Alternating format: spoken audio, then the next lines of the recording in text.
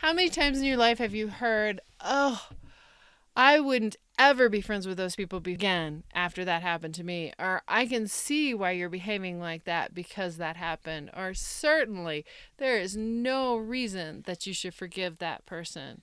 Today we're going to talk about justified resentments. Stay tuned.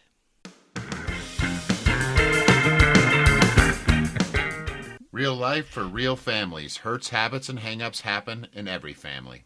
Jerry and I are here with tools to help you trust God, clean house, and tell the truth to ramp up the joy in your family. You have what it takes. It's time to become sober on purpose For his purpose. But justified resentments are something that I believe rots the soul. What do you think? Well, I think justified resentments can be justified, I'm sure. But are they beneficial? We had hurts in our past from other people, and we've hurt other people, and there seems to be a time where it is not beneficial for us to remain close. It's not that we hate these people, but what does it do to us if we continue to have a resentment? That's the real question. Is justifiable? Sure. Plenty of resentments can be justifiable. Are they beneficial to us? Well, maybe. I guess I've never really dug into it, but I mean, in reality, healthy relationships are about boundaries. And if a justified resentment helps you to set boundaries that are healthy and beneficial to ourselves, then maybe it is good. I don't know. I think we should dig into it and explore it a little bit. In AA, we talk about resentments being the number one offender and the number one thing that'll cause us to relapse. So, resentments act as a poison, weakening our boundaries against our ability to, weakening our judgment against our ability to maintain our preset boundaries. Well, and I think maybe we need to back up and talk about what are resentments. So I think of a resentment as a hurt that I hang on to that either I caused on myself or somebody else caused on me, and I keep it fresh and I water it and I hold on to it, and things come along that remind me of that hurt that I've been carrying around with me, and they kind of they trigger a poor feeling. So negative feelings and attitudes towards somebody or some situation or some organization. But due to, yes, absolutely, on a broad sense, yes, but traditionally due to specific incidents which caused me trauma. Right. So I mean, you could have a resentment towards the driver's license bureau because you couldn't get your driver's license that day and you got a ticket later because you couldn't get your driver's license. I mean, it could be organizational, or it could be I didn't come home with the right kind of ice cream and you had a hard day and you wanted your ice cream, and you could get angry and say, well, you don't take care of me the way I should, and you don't buy the groceries that I asked you to buy, and nobody's paying attention to me. And could be because Donald Trump is the president, and you could just pretty much anything in regard to that. You want to get us thrown in jail, don't you? No. But resentments can be really simple, or they can be really big. It could be that, I backed into your car. I'm your neighbor. I chose not to do anything about it. I won't call my insurance. I won't return your phone calls. And now you've had to get a lawyer, and you're really angry about all of that. And no matter whether I correct it or not, you're always going to think of me, the person who backed into your car and didn't do the right thing by you. That would be a pretty classic resentment, wouldn't it? Sure. Or I borrowed money and didn't pay it back, or a tool and didn't do that. Waffle iron. A waffle Just iron. spitballing here. I called her, told her I still had the waffle iron. Did she want it back? She said no. I offered to buy her a new one. That's going into the amends process.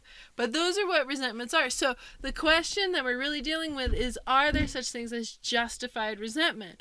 If you're looking at it in the AA tradition, if you're looking at it in a Christian tradition, if you're looking at it in Celebrate Recovery, are there justified resentments? Are there times that you should hold those things, and are they beneficial?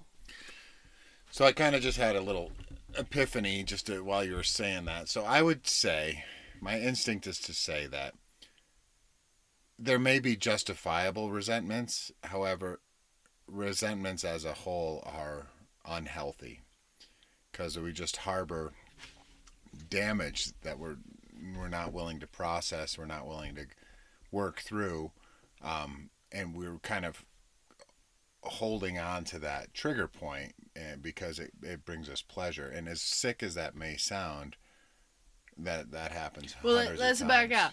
How does that trigger point bring us pleasure? That I think that's really interesting. How does that trigger point bring us pleasure? Well, it gives us short-term gain at long-term pain. It allows us to divert from anything else that's going on in our lives and focus on something that is outside of our control and outside of our ability to correct, and we can just dwell in a moment that doesn't have it encourages procrastination and a bunch of other unhealthy things, but particularly it takes us out of our daily grind and brings us into an area where we're comfortable, which is, I should say, brings me into an area in which I am comfortable, which is right. Anger. And So you've had a hard day at work. I bring home the wrong ice cream, and it really has nothing to do with the ice cream, but you are upset that I can't remember the correct ice cream for you. What are you really releasing there? carbon dioxide. No, I would say, and you catch me on this all the time, I would say you're really releasing the fact that you're frustrated at work, and releasing it at work is not necessarily a safe place. But releasing it at home doesn't benefit you, but it at least gets it out of you. And you're placing the resentment in the wrong place, which I think happens a lot of times in resentments, is that you may resent something happening, but it's not safe to deal with it over there. And that may be a lot of reasons why you maintain the resentment. Yeah, but this is about ice cream, right? So let's stay focused on the medication here. No, and that makes sense, Tanya. I'm just joking around, but yeah, that makes a lot of sense.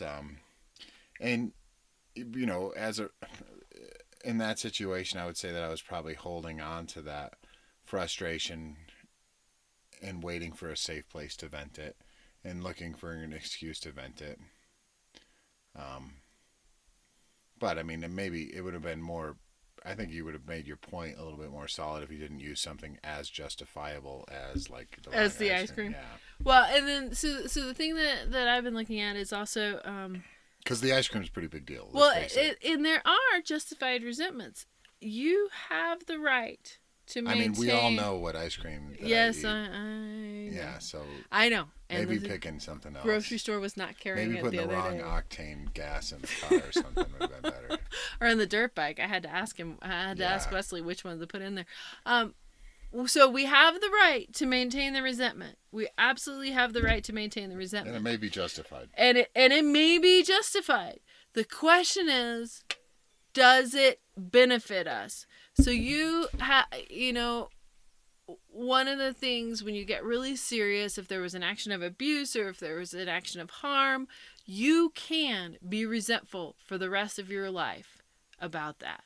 There is no reason when people say to you, oh, honey, that was terrible, and you should continue to think that way. You certainly can continue to think that way. The real question is, does that benefit you to hold on to that? Does that make you the person you want to be? Or is that beginning to define who you are? I'm the person that was hurt by so-and-so. That's who I am. That's why I behave this way. Yeah, that's an excellent point. That makes a lot of sense. I think about, because I always go back to the chemical addiction thing, and I think about, like, so I broke my arm, and, the use of this opiate may be justified, but is it beneficial in the long run? That's questionable, right? Maybe it is. Maybe if I don't do the opiate, I'm more likely to move around and re-injure myself. Maybe it's not. Maybe it's just the I could get the same amount of pain killing effect from a combination of ibuprofen and Tylenol, which has no narcotic effect whatsoever, and then in the long run, it's not justifiable. So I guess it's a real balancing point, and I think honestly this would be a good segue into why it's so important to have spiritual advisors, a sponsor, accountability partner to help us think through these things, because inevitably we're our own worst enemy when it comes to justifying, a resentment or a bad course of action. Well, where I'm looping around to is that even though it may be justified, even though you have the right to do this, it is, as we talk to our children about anger, it's going to harbor and hurt you more than it is the other person, or the other entity, or the other group. It rots your soul. It eats you from the inside out, because it's a story that you keep telling yourself, and your brain doesn't know the difference between the injury happening at the time or you retelling yourself the injury later. Because your brain will say, oh, well, that must, if you're fantasizing or reliving that must be happening now. That's what they talk about with re-traumatizing somebody. And a resentment is very common in our culture, but really it's us just re-traumatizing ourselves. We're retelling it at a cocktail party. We're retelling it over dinner. We're telling ourselves that's who we are. We're maintaining these resentments because we have every right to do it. Just the question is, you have every right to sit down and eat a bag of Oreos and a pint of ice cream every night. Is it worth it? You sound a little bit resentful there, Tom. Not at all. Not at all. Yes, it's worth it. Okay, so we can be done with that conversation now. I think what we've done now is, and correct me if I'm wrong, but we've transitioned into, is it beneficial? Right. And I would say it's quite clear to me, in my experience, that resentments are never beneficial. Well, in the long run, because they can definitely be beneficial in the short run, because they can distract me from whatever the heck it is I am not willing or ready to focus on, even though I probably should be focusing on whatever's going on. It's giving me what I consider to be a justifiable excuse to focus on the resentment. Well, and I liked what you said earlier. I hadn't thought about that. If the resentment allows you to review the situation and set a boundary, and we need to do a whole show on boundaries. Boundaries are things that you can control, not that you're trying to control somebody else with. If a resentment brings you to an awareness that you can set a boundary, that's probably its main use. But then at that point, then we should just, now that the boundary is set and we've evaluated it with a trusted advisor, we maintain our boundary while trying to discard the resentment. Right. But the resentment has the purpose of the trigger, as long as we don't keep it as a purposeful trigger. Well, I know. I mean, I don't know. Is a trigger a good thing? I don't know that it is. I think a trigger is an awareness that there's a problem. That's what's worthwhile about the trigger. So, like in the guns that y'all were just shooting, the trigger sets the alarm to shoot the bullet, right? So if the trigger in your mental capacity sets the alarm to say, hey, there's a problem and I need to deal with it, that's a positive. Because if you're unaware of the triggers, then you keep repeating the same thing over and over again. And what do we call that? Life. Unfortunately. Yeah, but normally when I hear on a psychological level the term trigger, it's referred to somebody else pulling my trigger. I have this trigger that I am unable to restrict other people from pulling. Well, and that's what my sponsor used to say, cover your buttons. And what she meant was if you have buttons that people push that cause you to act in a way that you don't feel is part of your integrity and part of the way you want to act as a sober person, she'd say cover your buttons. That was Deepak Chopra. I heard say that the first time. Oh, really? Well, it was my sponsor who said it to me. And so that's the same with triggers. People can pull your triggers, but you have every opportunity not to respond. If you got your safety on, it doesn't matter if they pull the trigger, the gun doesn't go off. That's right. Or if it's not loaded, like there you go. Like there you coming home from work, already upset about what's happening at work. I bought the wrong ice cream. I didn't buy the cookies. All those types of things. All those things that you wanted to use to feel better, right? I think octane is the wrong octane. Is a better argument, but okay. All those things. Then I have set off a trigger. Do you have, at that point, hungry, angry, lonely, tired, do you have the wherewithal to say, okay, this is wrong, but it's not that big of a deal? Or do you develop a resentment about she can never get things right, she doesn't take care of me, she doesn't want me to have what I need, she's not spending my money correctly, all those things. Just glad we've established whose money it is. Yeah, no, it's good. It's good stuff. Hey, joyous folks. We're going to leave you on a little cliffhanger, as my son would say. We want to do a part 2 and expand on justified resentments next week. So please continue the discussion with us over at our new Facebook group, Sober on Purpose Facebook group. So facebook.com/sober on purpose. We want to hear what you think about justified resentments. It's fun talking to Jerry, but we need some more voices in this conversation.